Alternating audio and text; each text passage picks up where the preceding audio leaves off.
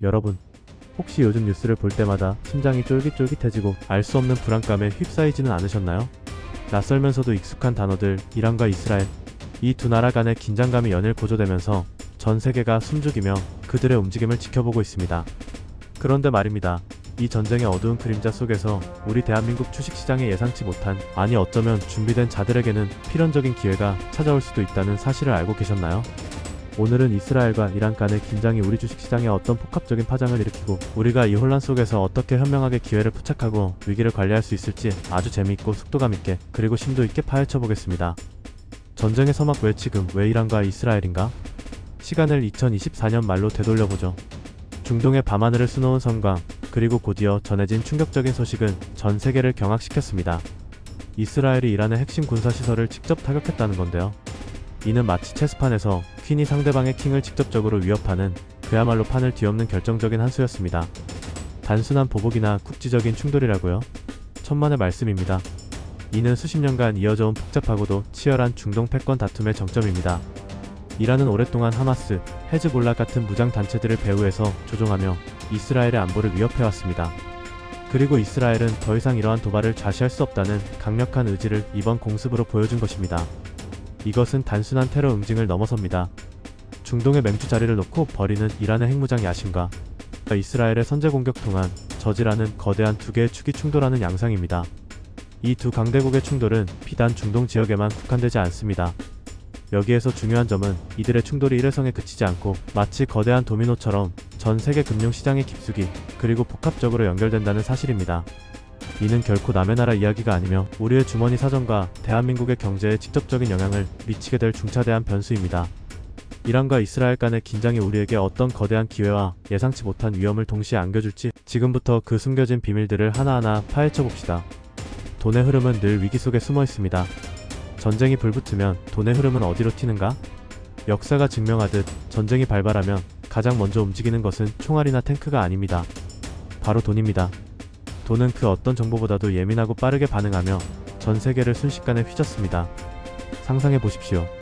중동 지역의 심장이자 세계 원유 수송의 동맥과도 같은 호르무즈 해협이 만약 봉쇄된다면 어떤 일이 벌어질까요? 전 세계 해상 원유 물동량의 약 3분의 1, 즉 하루에 약 2천만 배럴 이상의 원유가 이 좁은 해협을 통과합니다. 이곳이 만약 막히는 순간 전 세계 원유 가격은 순식간에 30% 이상 급등하는 것은 물론 공급망 붕괴와 맞물려 천정부지로 치솟을 수 있습니다. 과거 오일 쇼크 사례를 보더라도 유가 폭등은 전 세계 경제를 뒤흔드는 강력한 변수였습니다. 유가가 폭등하면 어떤 현상들이 연쇄적으로 발생할까요? 정유, LNG의 과천 연가스, 심지어 곡물 ETF까지 반응하며 시장 전체가 요동칠 겁니다.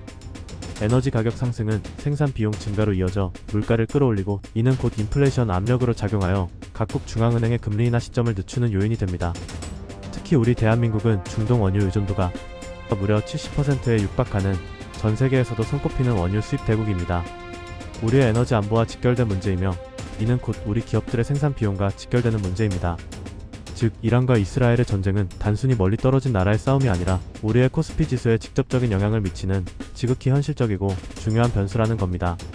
돈의 흐름을 정확히 읽는 자만이 이 혼란의 시대를 현명하게 헤쳐나가고 숨겨진 기회를 포착할 수 있습니다. 위기는 곧 기회라는 말을 돈의 흐름에서 찾아낼 수 있습니다. 전쟁이 키운다 지금 주목해야 할 4대 수혜 섹터. 자, 그렇다면 이 거대한 전쟁의 파고 속에서 어떤 섹터들이 오히려 반사이익을 얻으며 두각을 나타낼 수 있을까요? 바로 지금이 여러분이 가장 주목해야 할 4대 핵심 수혜 섹터를 심층적으로 분석해드립니다. 첫째, 단연방산주의입니다. 전쟁이라는 비극적인 현실은 아이러니하게도 무기 수요의 폭발적인 증가를 의미합니다. 전 세계 각국이 국방비를 증액하고 노후 장비를 교체하며 첨단 무기 시스템 도입에 열을 올릴 수밖에 없는 상황이 도래하는 것이죠. 이러한 흐름 속에서 LI지넥스원, 하나에어로스페이스, 퍼스텍과 같은 국내 방산 기업들은 지정학적 긴장이 고조될수록 그 기술력과 수출 경쟁력이 더욱 빛을 발하며 강력한 수혜주로 떠오를 수 있습니다. 이들은 단순히 단기적인 테마주가 아닌 글로벌 안보 지형 변화라는 큰 흐름 속에서 중장기적인 성장 동력을 확보하게 됩니다. 둘째, 에너지주입니다. 원유 수급에 중대한 차질이 발생할 경우 국제 유가는 폭등하고 이는 곧 국내 에너지 기업들의 수익성 개선으로 이어질 수 있습니다. 특히 국내에서는 의외로 직접적인 정유 사업을 하지 않지만 국내 유류 유통망을 확고히 가지고 있는 흥구석유나 중앙에너비스 같은 종목들이 강력한 수혜주로 떠오를 수 있습니다. 이들은 유가 상승에 따른 재고 평가 이익과 판매가 인상에 따른 마진 확대를 기대할 수 있기 때문입니다. 또한 유가 상승은 대체 에너지 개발의 필요성을 더욱 부각시키며 태양광, 풍력 등 신재생에너지 관련 기업들에게도 간접적인 수혜로 작용할 수 있습니다. 셋째, 원자재 및 안전자산입니다. 위기 상황에서는 투자자들의 심리가 불안해지며 안전자산으로 자금이 대거 이동하는 경향이 있습니다. 전통적인 안전자산인 금, 은은 물론 핵 에너지의 중요성이 부각될 경우 우라늄 같은 자산들까지 그 가치가 더욱 부각됩니다. 국내 관련주로는 윙이푸드, 대성금속, 그리고 안전자산에 직접 투자하기 어려운 일반 투자자들을 위한 코덱스 골드 선물 ETF 등을 눈여겨볼 만합니다. 이들은 인플레이션 해지 수단으로도 활용될 수 있습니다. 마지막으로 글로벌 ETF 투자자들을 위한 심화 팁입니다. 직접 개별 종목을 선정하기 어렵다면 글로벌 ETF를 통해 간접적으로 수혜를 누릴 수 있습니다. GDX, URA, USO 등은 관련 섹터의 움직임을 추종하며 수익을 노려볼 수 있습니다. 더 나아가 BIL과 같은 안전처로 자금이 몰리면서 단기 채권 ETF 역시 주목받을 수 있습니다. 위기 속에서 기회를 찾는 현명하고 통찰력 있는 투자자가 되십시오. 이 4대 섹터는 여러분의 포트폴리오의 든든한 방패이자 강력한 창이 될 수 있습니다. 지금 들어가도 될까? 타이밍은 이렇게 잡아야 한다. 가장 많은 투자자분들이 궁금해하는 핵심 질문, 그래서 지금 당장 이 종목들에 들어가도 되는 건가요? 에 대한 명쾌한 답변을 드리겠습니다. 결론부터 말씀드리자면 지금은 섣불리 뛰어들 사건 직후의 급등기가 아닐 가능성이 매우 높습니다.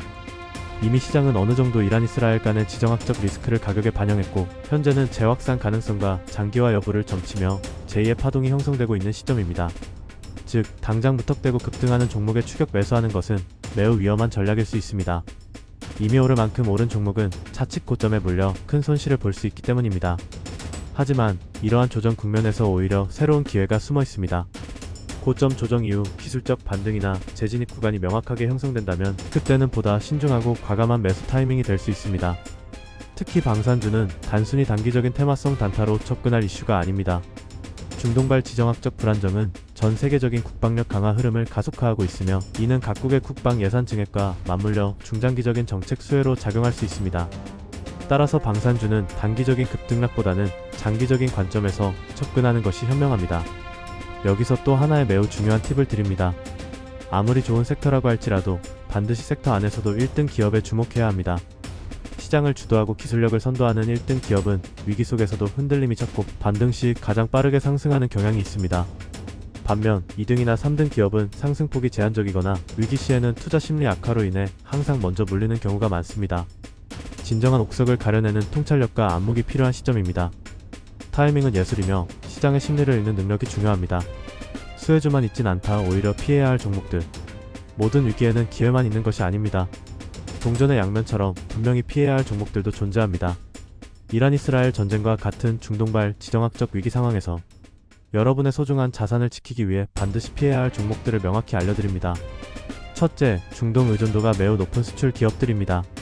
특히 중동 지역에서 대규모 프로젝트를 진행하는 건설, 플랜트 관련 기업들은 중동의 불안정으로 인해 수주가 취소되거나 공사 진행에 심각한 차질이 생길 가능성이 매우 큽니다. 이는 곧 매출 감소와 수익성 악화로 직결될 수 있습니다. 둘째, 중국에 수출하는 중간재 기업들입니다. 중동발 전쟁 불안감은 전 세계 경제의 불확실성을 증폭시키며 특히 아시아 경제의 거대한 축인 중국 경제에도 부정적인 영향을 미칠 수 있습니다. 중국 경제의 둔화는 곧 중국향 수출 비중이 높은 국내 중간재 기업들에게도 연쇄적인 타격을 줄 수 있습니다. 셋째, PER이 지나치게 고평가되어 있거나 실적 없이 오로지 테마로만 움직이는 종목들입니다.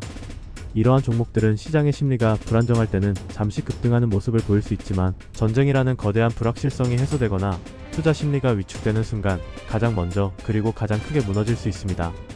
마치 신기루처럼 순식간에 사라질 수 있다는 점을 명심해야 합니다. 그리고 결정적으로 그 어떤 펀더멘털이나 실적도 없이 오로지 전쟁 테마 하나만 보고 묻지마 식으로 잡주에 단타로 뛰어드는 행위는 그야말로 가장 위험하고 무모한 행동입니다. 이는 투자가 아닌 투기에 가깝습니다. 그렇지 않으면 피 같은 여러분의 소중한 자산이 순식간에 녹아내려 회복하기 어려운 손실을 입을 수 있습니다. 늘 냉철한 이성으로 시장을 바라보고 감정적인 투자를 피해야 합니다. 전쟁 이후 세계는 어떻게 움직일까? 전략적 자산 배분의 시작. 어떤 종류의 전쟁이든 그 잔혹하고 격렬했던 시간은 언젠가 끝이 납니다.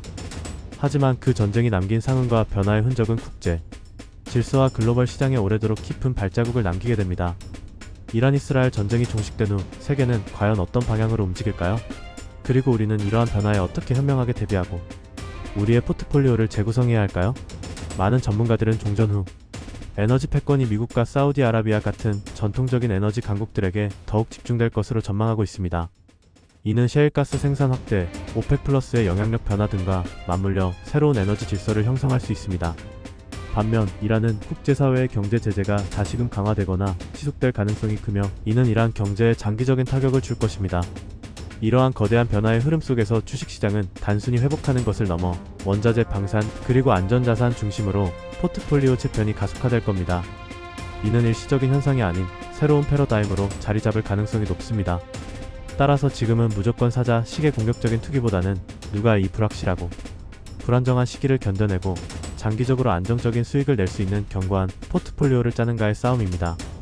단순히 눈앞의 단기 수익률에 현혹되지 마십시오. 장기적인 안목으로 현명하게 자산을 배분하고 다양한 리스크 요인을 고려하여 포트폴리오를 구축하는 것이야말로 진정한 투자 고수의 길입니다.